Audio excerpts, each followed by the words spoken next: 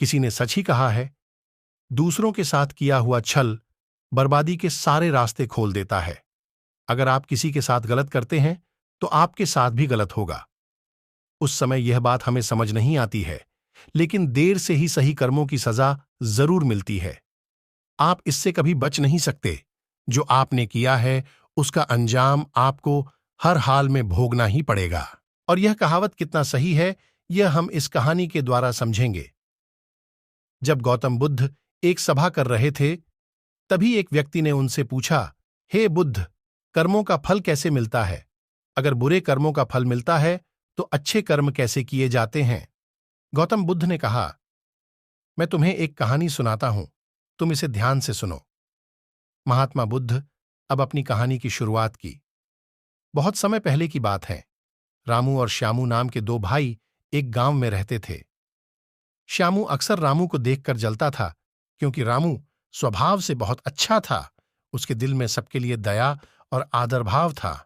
श्यामू का स्वभाव ऐसा था कि उसके दिल में दूसरों के लिए कोई दया नहीं था। वह हमेशा दूसरों का अनादर करता और नुकसान पहुंचाते रहता था। धीरे धीरे काफी वक्त गुजर गया। रामू श्यामू के माँ बाप इस दुनिया में नहीं रहे। रामू ने खूब अच्छे से उनका अंतिम संस्कार किया।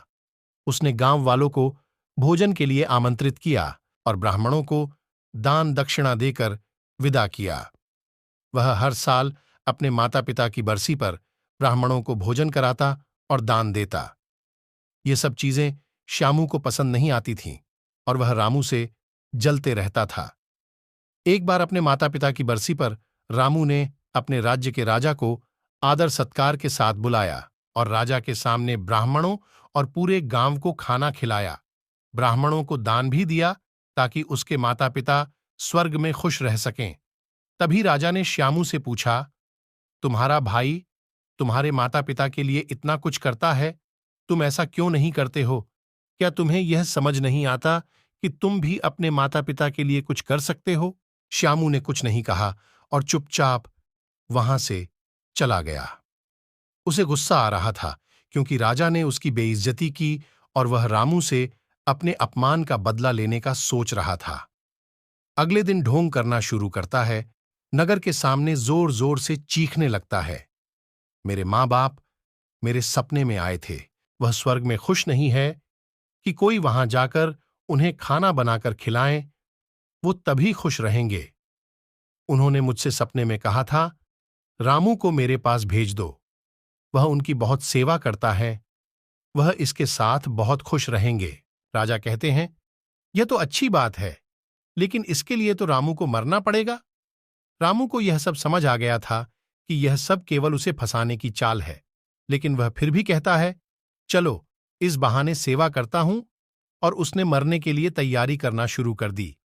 वह राजा से कहता है, महाराज, आप अगले दिन नदी में नाव से कूदकर नदी में अपनी जान दे दूंगा और फिर स्वर्ग में जाकर अपनी मां बाप की सेवा करूंगा।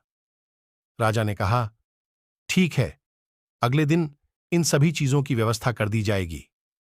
रामू नदी में कूद जाता है और सारे गांव वालों को पता चल जाता है कि रामू अब इस दुनिया में नहीं है। अब वह स्वर्ग की ओर चला गया है, माता पिता की सेवा करने के लिए।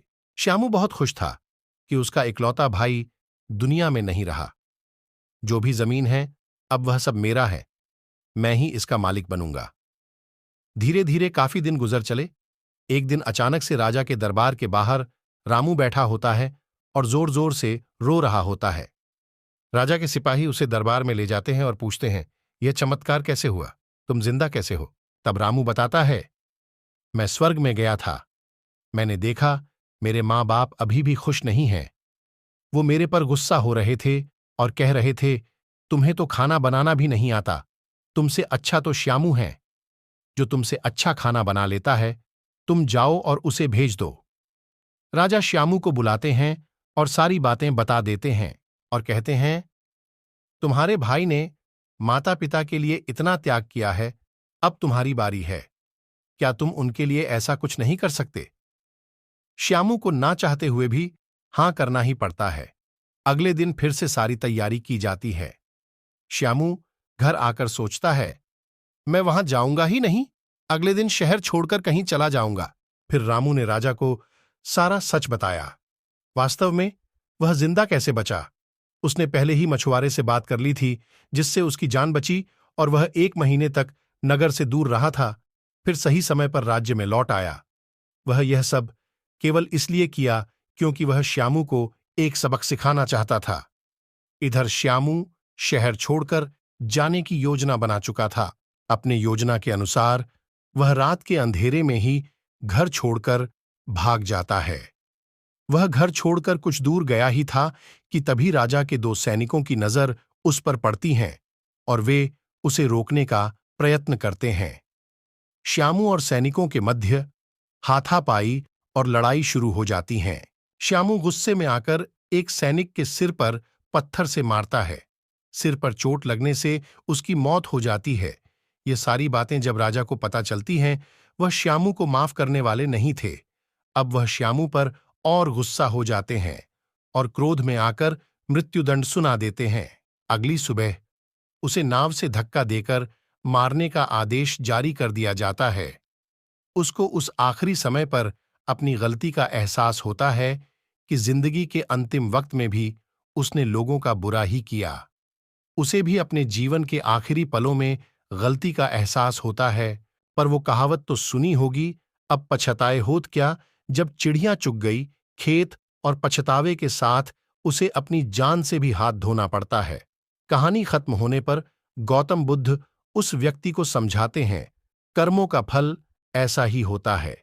बुरे इंसान को आखिरी वक्त तक सही और गलत की पहचान नहीं होती। जिंदगी ऐसे ही नहीं चलती। जिंदगी समझने की चीज है, जिसे हर व्यक्ति को समझनी चाहिए।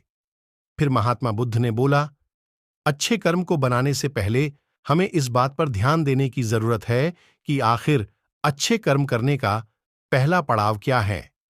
मनुष्य के द्वारा किए जाने वाले सभी कर्म उसके विचारों से बनते हैं। हमारी सकारात्मक या नकारात्मक सोच विचारों को जन्म देती है और वही विचार कर्म बनाते हैं। इस तरह सोच सकारात्मक होने पर ही अच्छे कर्मों का निर्माण हो सकता है। फिर उस व्यक्ति ने पूछा, पाप का फल कब मिलता है? तब महात्मा बुद्ध ने कहा, पाप का फल किए गए कर्म पर निर्भर करता है। अगर आप किसी के साथ गलत करते हैं तो आपके साथ भी जरूर गलत होगा। जब तुम दूसरों के लिए अच्छा करते हो तो बदले में तुम्हारे साथ भी अच्छा होता है।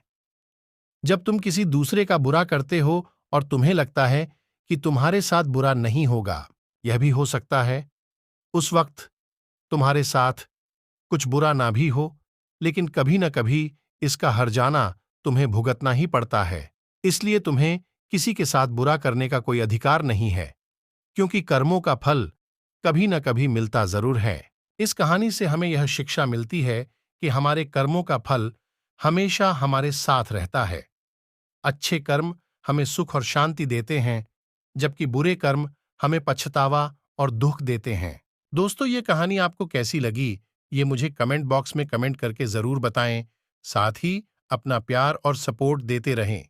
धन्यवाद।